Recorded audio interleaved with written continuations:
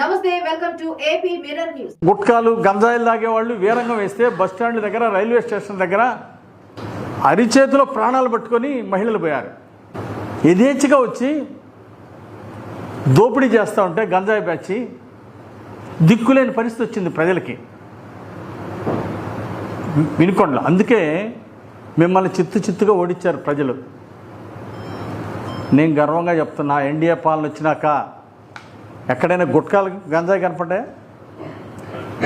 గంజాయిలకి అదే ఈరోజు గంజాయి మీద ధైర్యం ఎవరికన్నా ఉందా? వినుకొండ గడ్డ మీద కానీ, రాష్ట్రంలో కానీ? అది ఎన్డీఏ పాలన అంటే. ఎక్కడైనా గత 5 ఏళ్ళు అలవాటు పడిన తర్వాత ఎక్కడైనా వ్యభిచారాలు కనపడితే దాని మీద యాక్షన్ తీసుకున్నారు.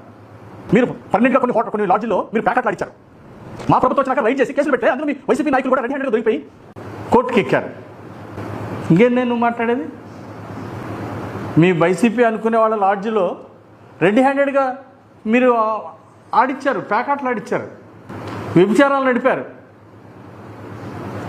ఈరోజు సిగ్గు లేకుండా ఎదుటోళ్ళ మీద బురద జల్లే కార్యక్రమం పెట్టుకుంటావు. ఎవరు నమ్ముతారు నీ ప్రజలు? నీ సోది మాటలు ఎవరైనా నమ్ముతారా? వినుకొండ ప్రజలు 5 ఏళ్ళు నమ్మారు, చూశారు. నీ అబద్ధాలు ఇక వెళ్ళాక ఇంటికి పంపించేశారు. నీ దోపిడీలు, నీ అరాచకాలకి వినుకొండ ప్రజలు తెరదించారు. 1 టైం ఎమ్మెల్యే బొల్ల, ఒక్క అవకాశం అంటే వచ్చినోడు బొల్ల.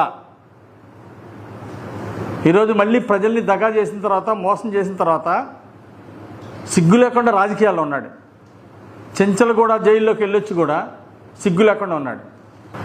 అసలు వైసీపీ అవినీతితో పుట్టిన పార్టీ, శవ రాజకీయాలతో పుట్టిన పార్టీ.